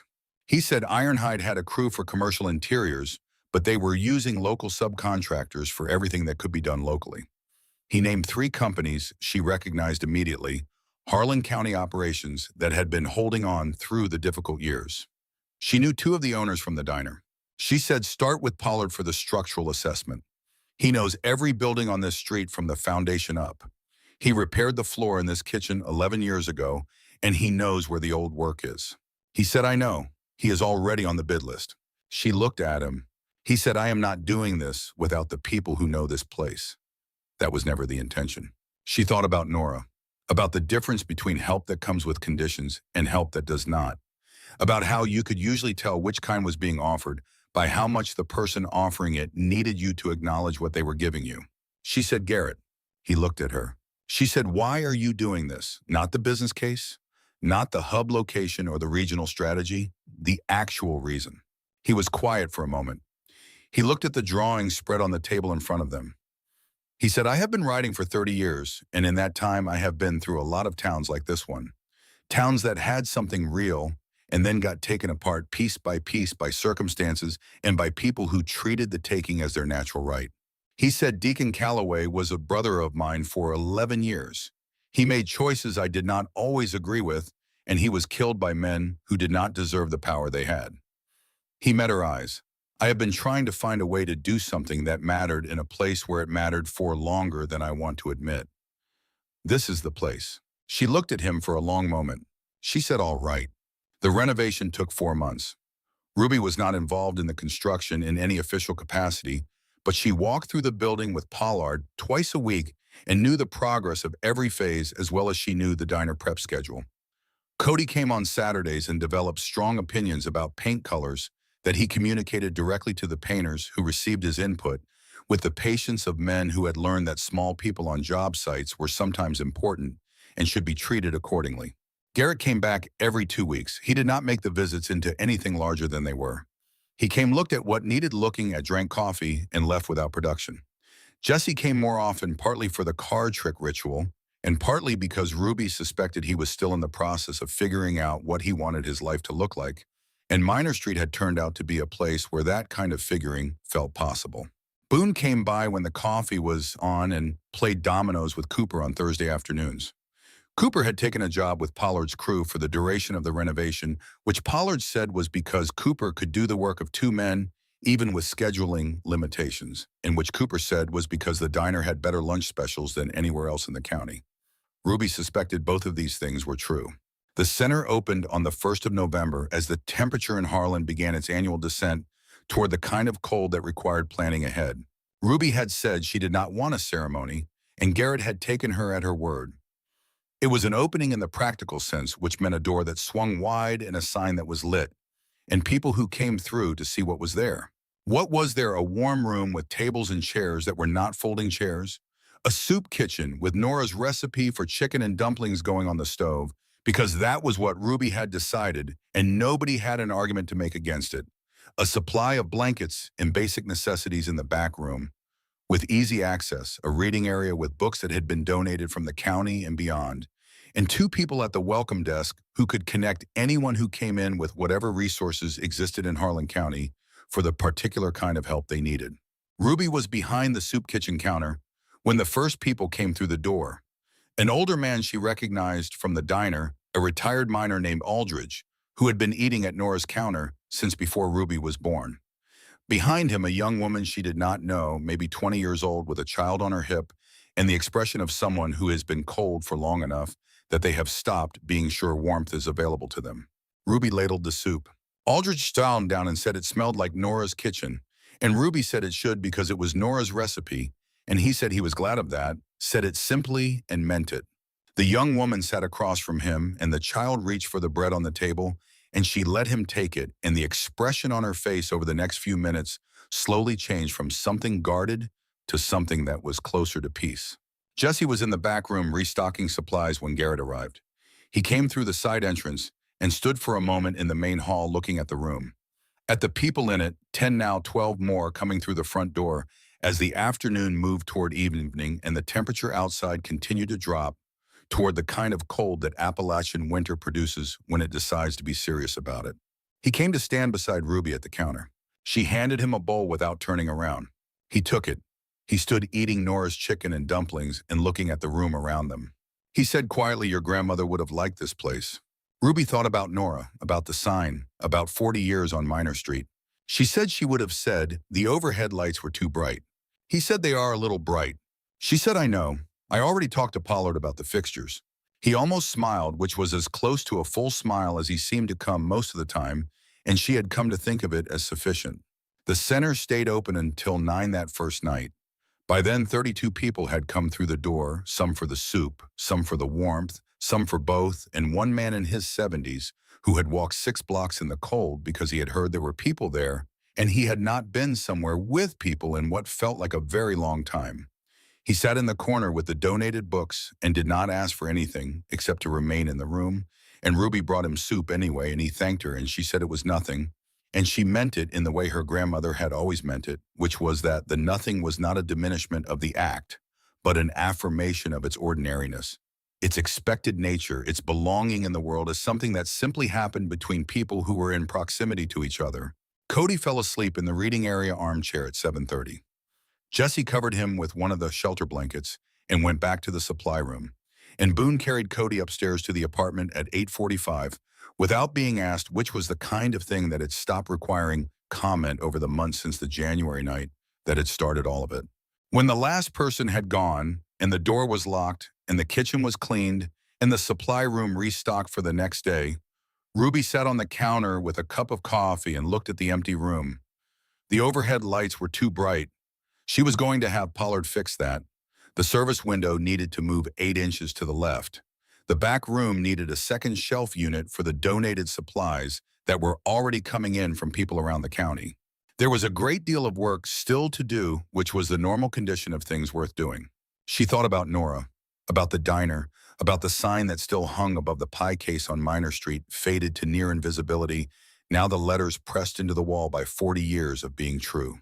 She thought about the stone through the window in January, about the 3 knocks on the diner door at 1:14 in the morning, about 5 large men standing in the snow with their hands visible at their sides. She thought about Jesse saying there were 2 kinds of people in the world, the ones who opened the door and the ones who did not. She thought about her father on the back road outside Cumberland, and about the choices that get people killed, and about the choices that keep things alive, and about the long, complicated distance between those 2 categories that a person spent a whole life trying to understand and navigate. She finished her coffee. She turned off the overhead lights. She went upstairs to where Cody was sleeping with Duke at the foot of his bed, and Biscuit tucked under his arm, and the crayon drawing of the winged dog on the wall across from him, done in orange and brown, with a confidence that had no room in it for doubt. She stood in the doorway for a moment. Then she went to bed. The second winter came. The weather reports started in mid-November, the way they always started, the gradual accumulation of language around an approaching season. Cold front tracking northeast. Accumulation expected. Road conditions advisory. The people of Harlan went about the business of preparation that people in cold places have always gone about, the laying in of supplies, the assessment of firewood, the checking of furnaces, and the sealing of gaps in walls and windows that the previous winter had revealed. The center had been open 6 weeks when the first serious storm of the season came through on a Tuesday night in early December. Ruby was there until 10, after which the overnight staff took over 2 people from the roster of trained volunteers she had spent the fall building from the ground up. She walked back to the diner in snow that was already 3 inches deep on the sidewalk and falling harder, and she let Duke into the backyard and stood on the porch for a moment looking at Minor Street. The street light at the corner was fixed. It had been repaired in October along with 4 others on the block because Pollard had a contact with the City Public Works Department and had made the case that the road improvements associated with the Ironhide Hub project required adequate lighting on the access corridor, and the city had agreed with the logic of it. The street was lit and quiet and white. She went in and locked the door and went upstairs and sat at the kitchen table with the supply order for the center spread out in front of her and worked through it methodically the way she had learned to work through every task that needed doing, which was one item at a time in sequence without spending time on the items she could not yet reach. At 11:52, someone knocked on the diner door. She was not asleep. She heard it and she sat very still for a moment, the way she had sat still in January at the sound of the first knock, which now felt like a different person in a different life, and also felt like it could have been last week. Then she stood up. She did not take the flashlight this time. She went downstairs and turned on the dining room lights and walked to the front door and opened it. A young woman was standing on the porch. She was in her mid-20s with dark hair wet with snow and a coat that was inadequate for what the temperature had become in the last 2 hours. She was holding a child small, maybe 2 years old, wrapped in a blanket that had been soaked through. The woman's eyes were red from cold and something beyond cold. Her lips were pale and she was shaking in the way that is not entirely about temperature. Behind her on Minor Street was a car with its hazard lights blinking the slow, uncertain blink of a battery that was not going to last much longer. Ruby looked at her. "Please," the woman said. Her voice was barely above the wind. "We came off the road back near the pass. My phone died. There was nobody. I have been walking for 20 minutes. Ruby opened the door all the way and stepped back. "Come in," she said, "both of you, right now." The woman stumbled slightly on the threshold, and Ruby caught her arm and steadied her and brought her to the nearest booth and sat her down and checked the child first, because the child was the most urgent thing, and she had learned a long time ago to address the most urgent thing first. The child was shivering, but awake, his color not yet the color that meant emergency. She wrapped him in the first dry blanket from the shelf behind the counter and handed him to his mother and went for the water on the stove. While the water was heating, she said, "What is your name?" The woman said, "Margie." "And the baby?" "Margie," said Cole. "His name is Cole." He said it in the specific way parents say their children's names in frightening situations, as though saying the name clearly was a way of maintaining hold of the thing itself. Ruby said, "Cole is okay.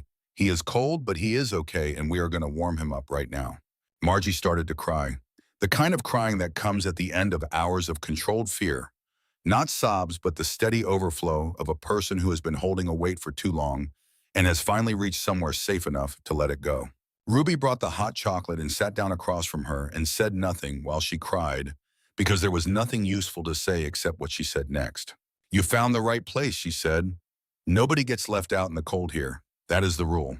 She said it the way Nora had said things. She believed in the way things became real through repetition, through being lived into the world over years and seasons, until they were not just words, but the shape of how a place worked and what it stood for. She went and called Garrett, not because she needed rescuing or because she could not handle this alone, because the car on the street would be a problem in the morning if it was not moved, and because she had learned over the past year that calling him was not a sign of needing someone to take over. It was a sign of being part of something that worked better when the parts of it worked together. He picked up on the second ring. She said a woman and a child came to the door. They went off the road near the pass. "They are okay. The car on Minor Street needs to be moved before morning, or it will be a problem when the plow comes through." He said, "I will send someone within the hour." She said, "Do not wake Jesse. He has the early shift at the hub facility tomorrow, and he needs the sleep." Garrett was quiet for a moment. Then he said, "Ruby." She said, "Yes." He said, "You know what your grandmother would say about all of this." She looked at Margie across the counter holding Cole, who had stopped shivering entirely and was now looking at the pie case with the focused and proprietary attention of a small child who has identified something that concerns him and wants a decision made about it. She said she would say the coffee was getting cold and there was pie gonna waste, and what were we all standing around for? He said, "Exactly." She hung up. She cut 2 slices of apple pie from the pie she had made on Wednesday, the only pie in the case, Nora's recipe from the handwritten index card that she made every Wednesday, because Aldridge ordered it every Thursday and she had not stopped making it. She set the slices on the counter in front of Margie and Cole. Cole looked at the pie. He looked at Ruby.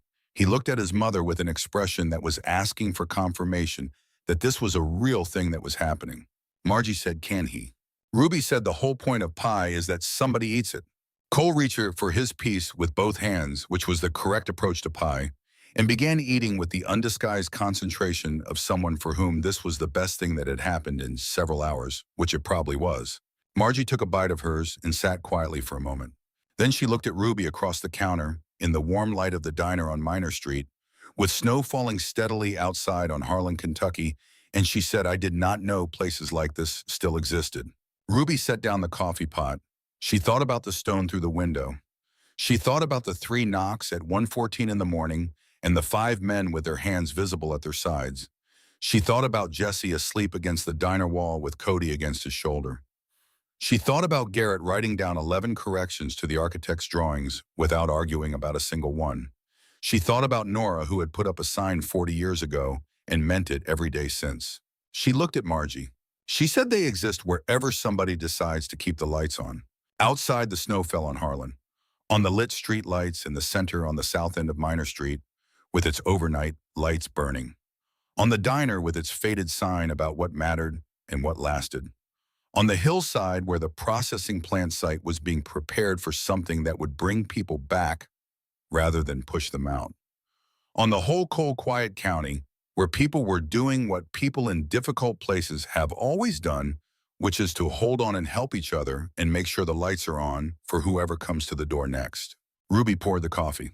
She sat down across from Margie and Cole. She was 25 years old. She had a diner and an apartment and a boy who stayed when commentary was required, and a 3-year-old son who put wings on everything he drew. She had a community center that needed its overhead lights adjusted and a service window moved 8 inches to the left. She had 47 men with Kentucky license plates who stopped in every few weeks as though Minor Street was a natural point on every route they traveled. She had a sign above the pie case that said what mattered in 9 words.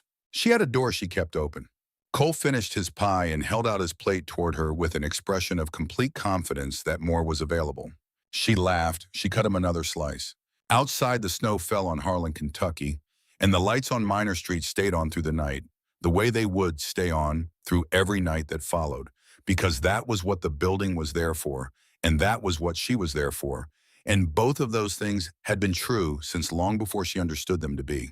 The morning after Margie and Cole arrived was a Saturday, and Saturdays at the diner had their own rhythm that Ruby had been following for so long, it had become a kind of music she no longer had to think about. The grill on at 6, the first pot of coffee done by 6:15.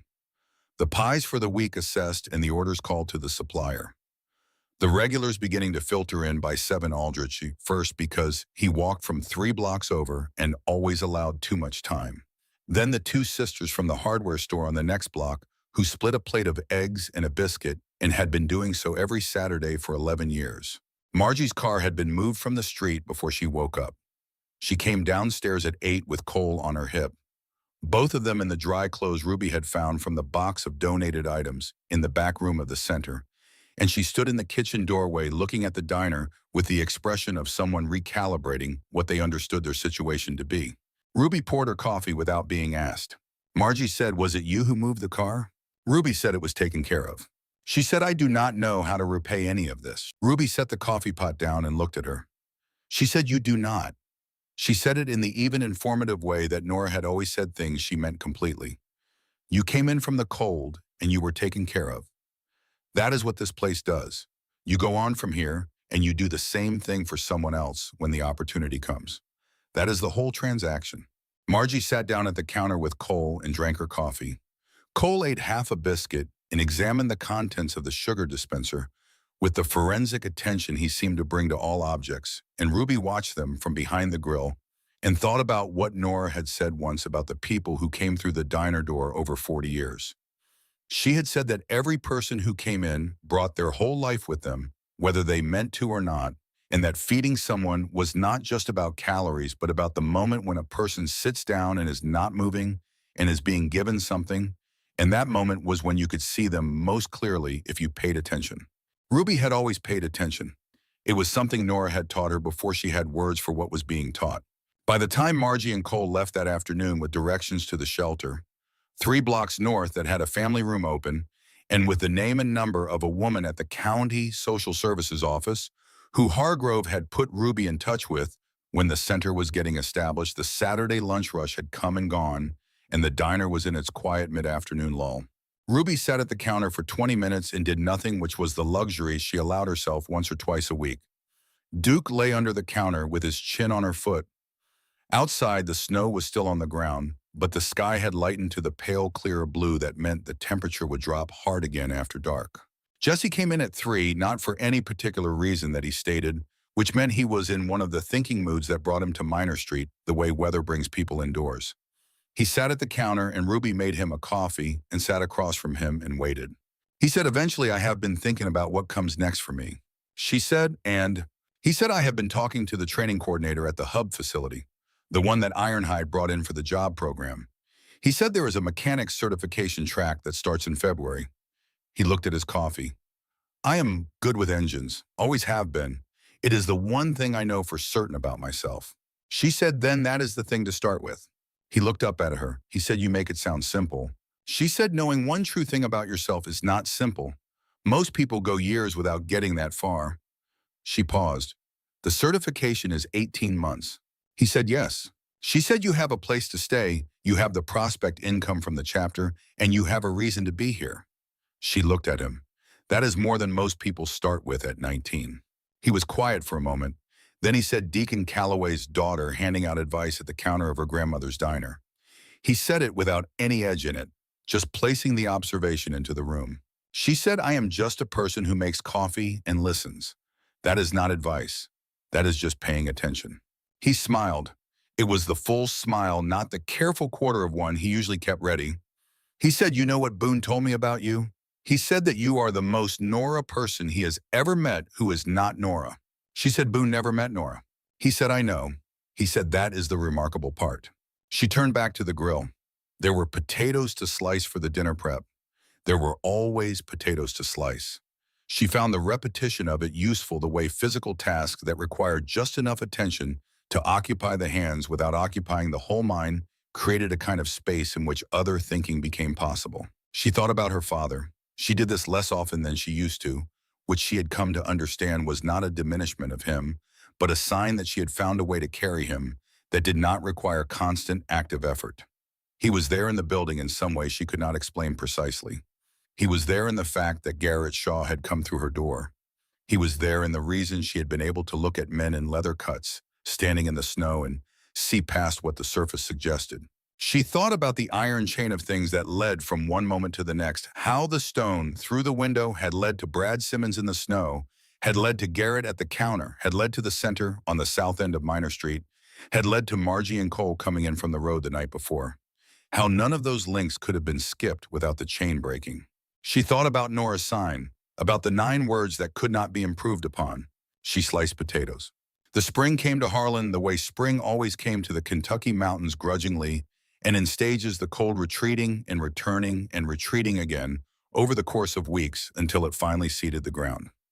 The construction at the Ironhide hub site was ahead of schedule, which Pollard said was because the structural work had been done right in the first phase, and everything after that was easier when the foundation was sound.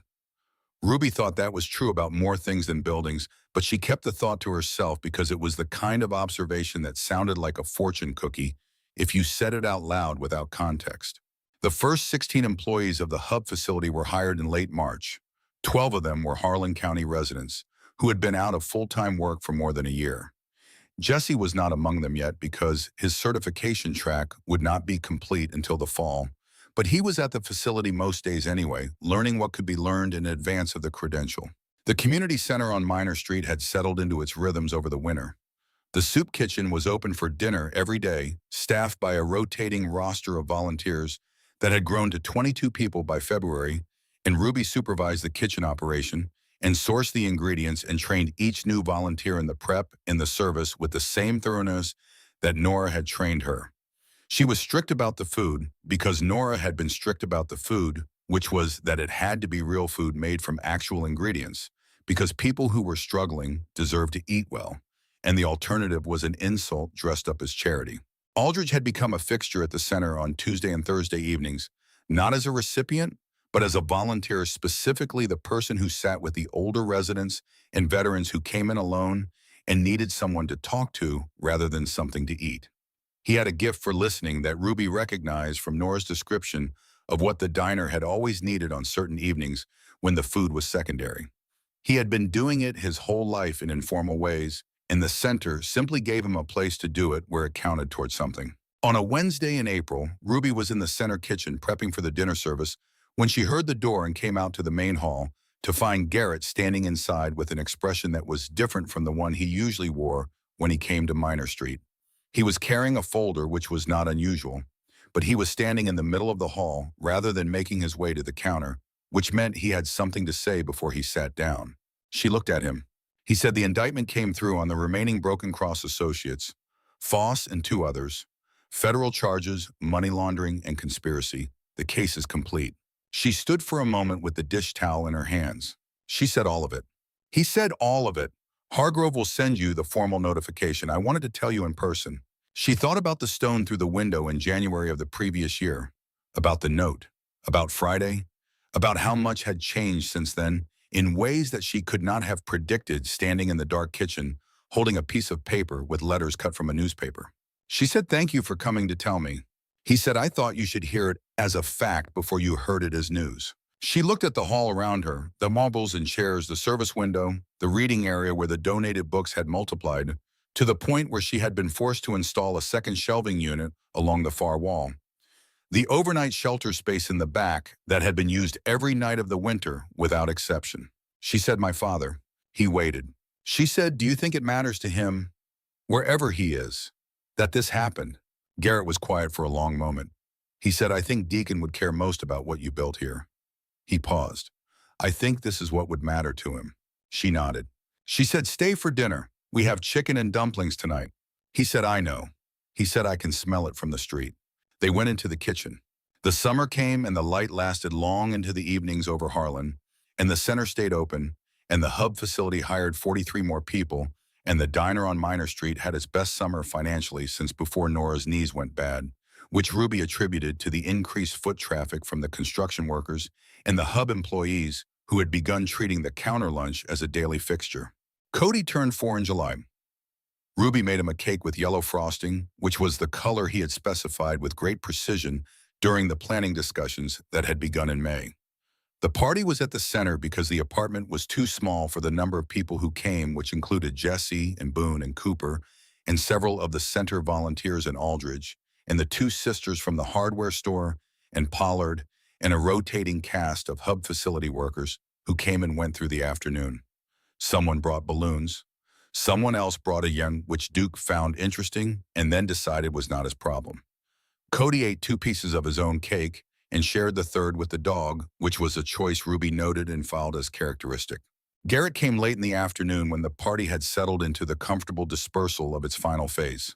He came in and looked at the room and sat down next to Cody, who was at the table with the remnants of his cake and the balloons that had migrated to the floor. He said, "Happy birthday." Cody said, "I am 4 now." Garrett said, "I know." He said, 4 is a good age." Cody considered this. He said, "Jesse says 5 is better because you can do more things." Garrett said, "Jesse has a point." Cody picked up a balloon and looked at it. He said, "Are you my grandfather?"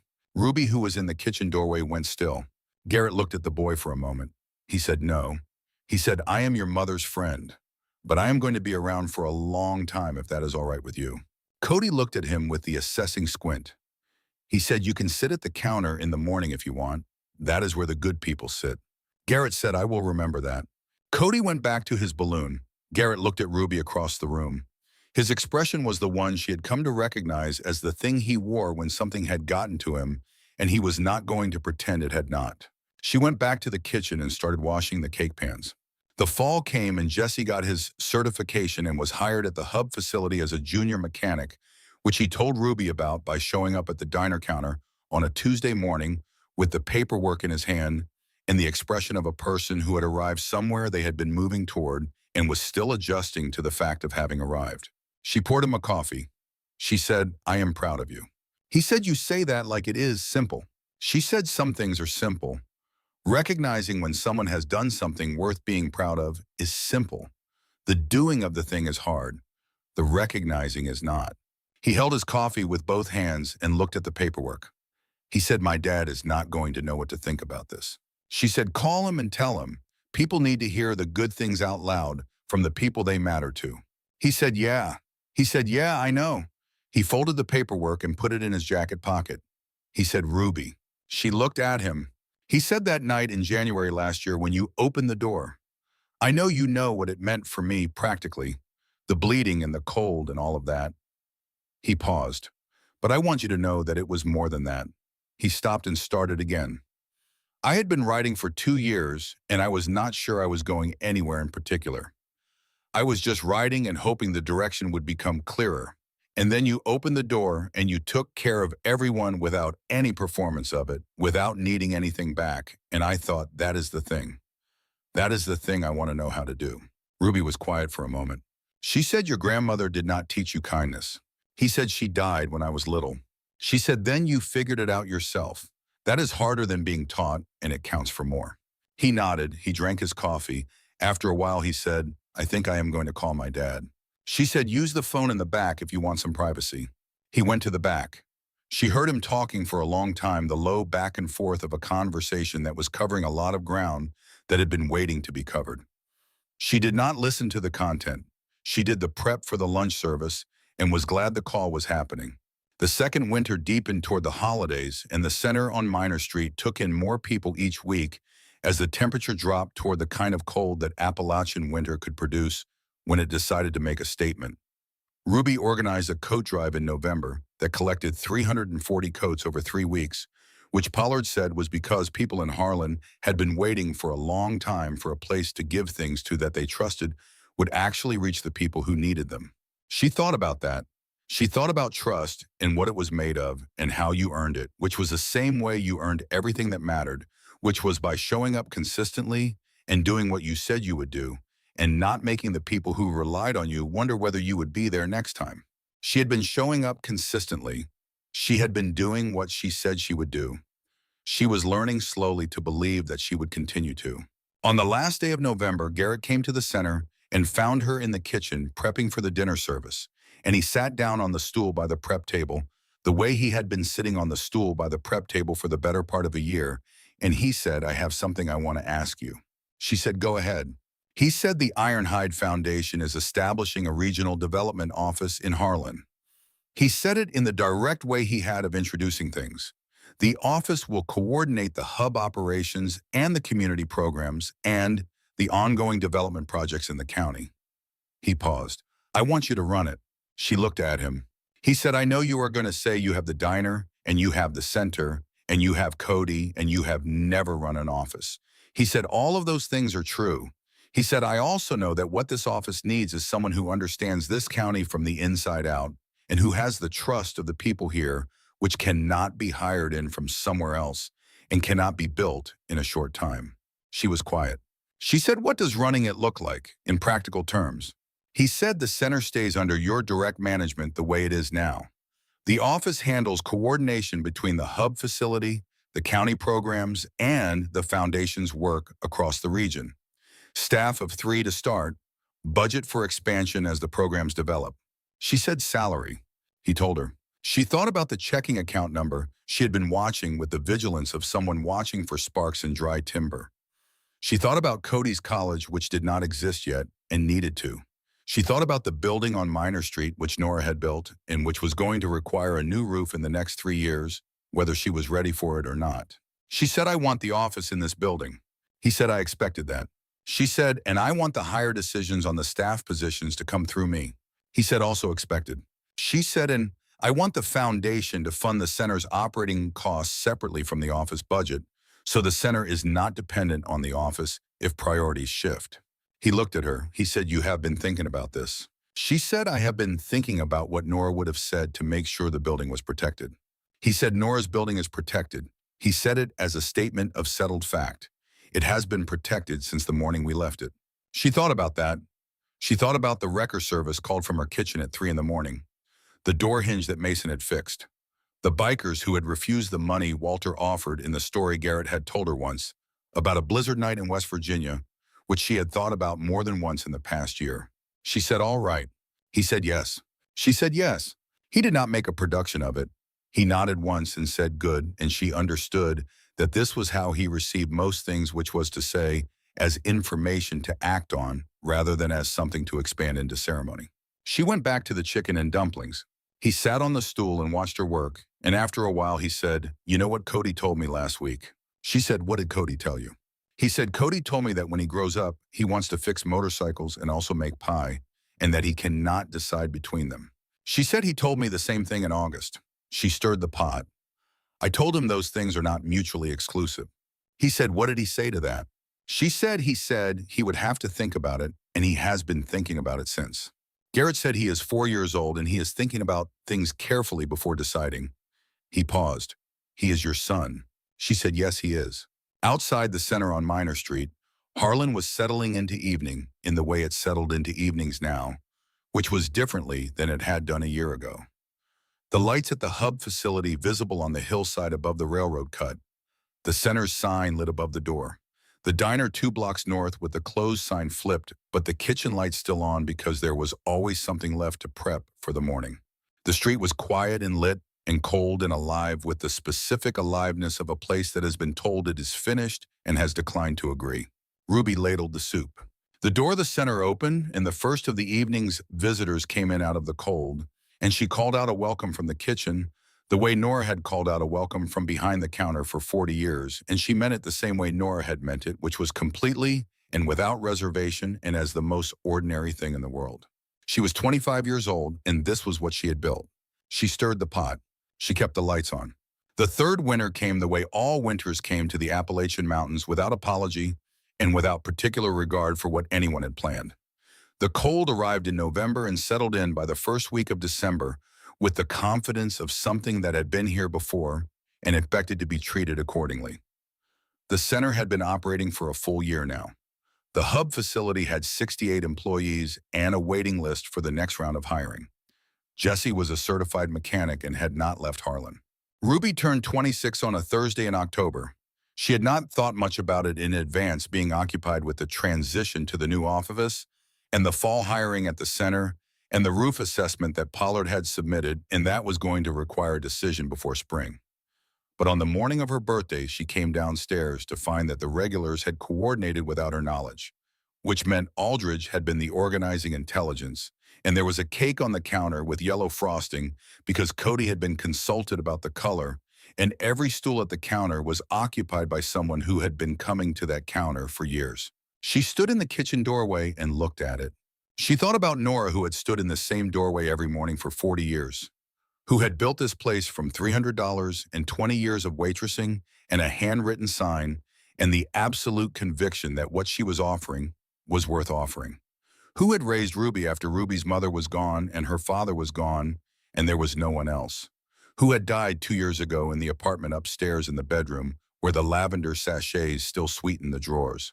She thought about everything that had happened since the stone came through the window on a January night when she had been 24 years old and so tired that the tiredness felt like a permanent condition. She thought about the door. She went to the counter and accepted the cake and the birthday wishes and the coffee that Aldridge had poured himself with the ease of a man who had been sitting at this counter for so long that the geography of it was his own.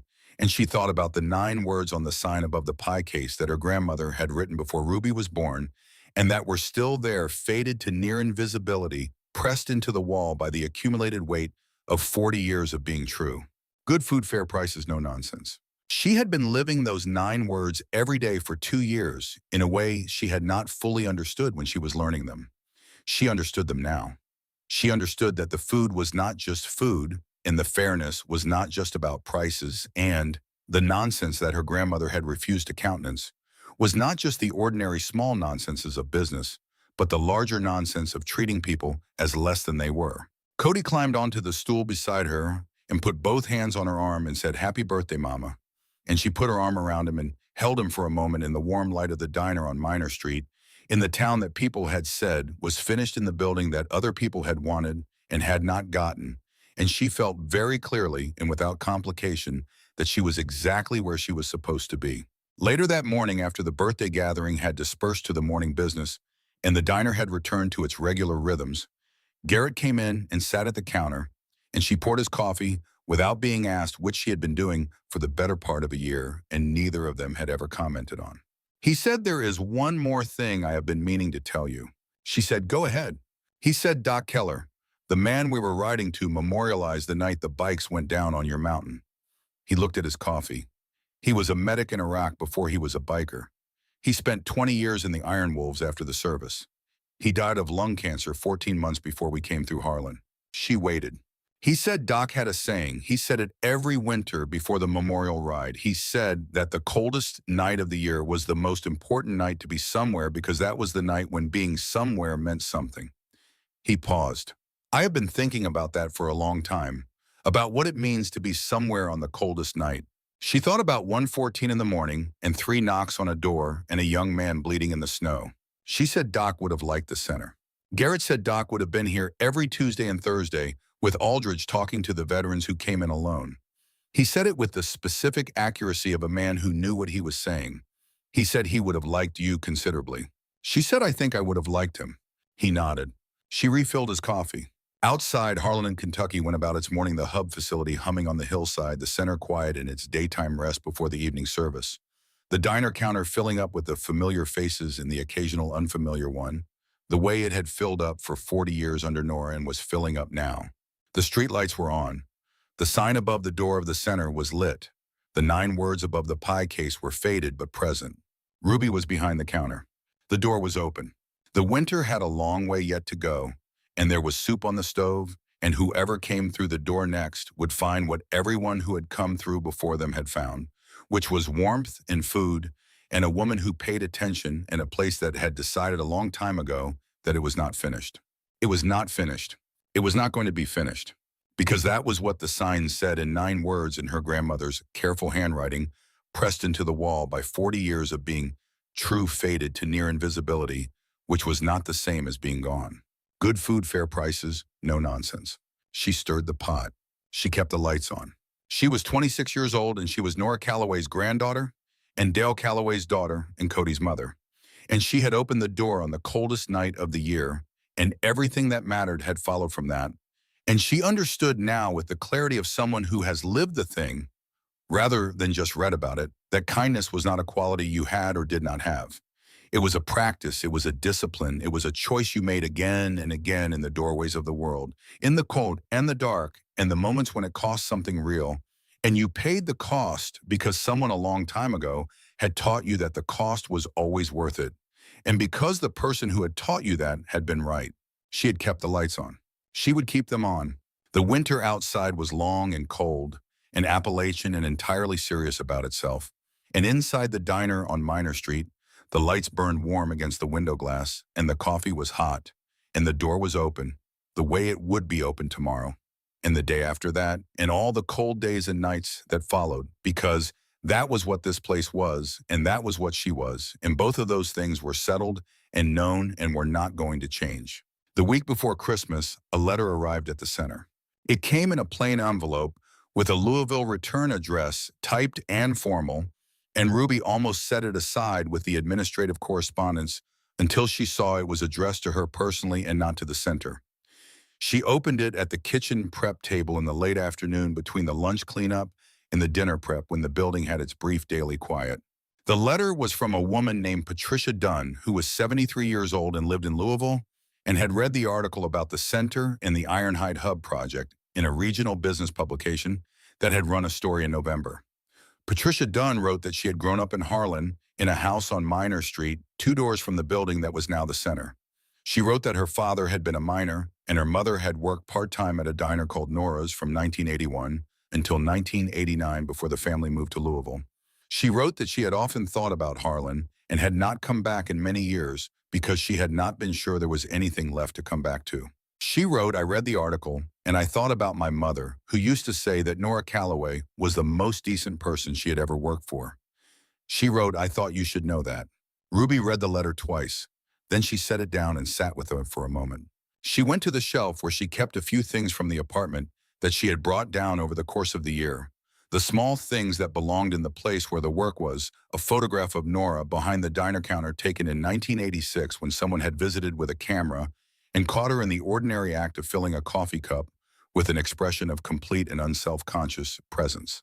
A small wooden bird that someone had carved and left on the counter one day without identifying themselves, which Cody had claimed, and then donated back to the center on the grounds that it belonged there. She looked at the photograph of Nora.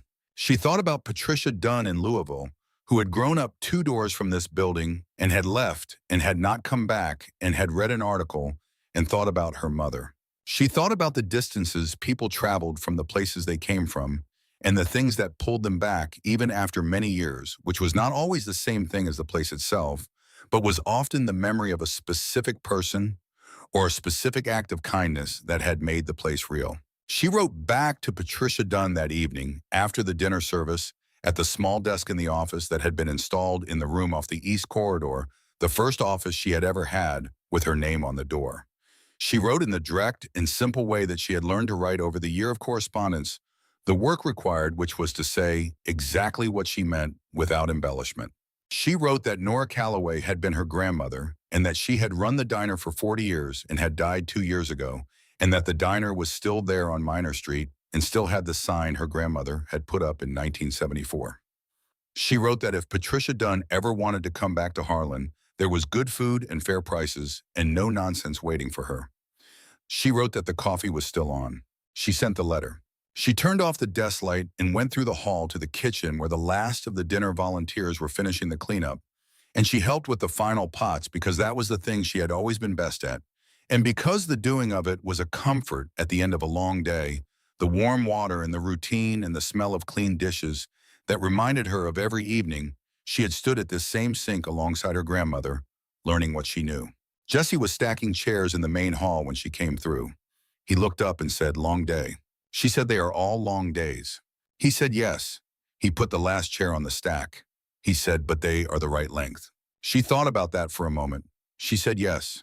She said, "They are exactly the right length."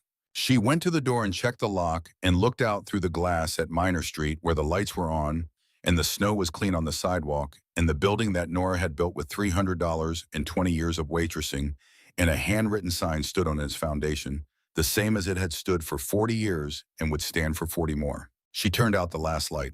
She went upstairs. She was home.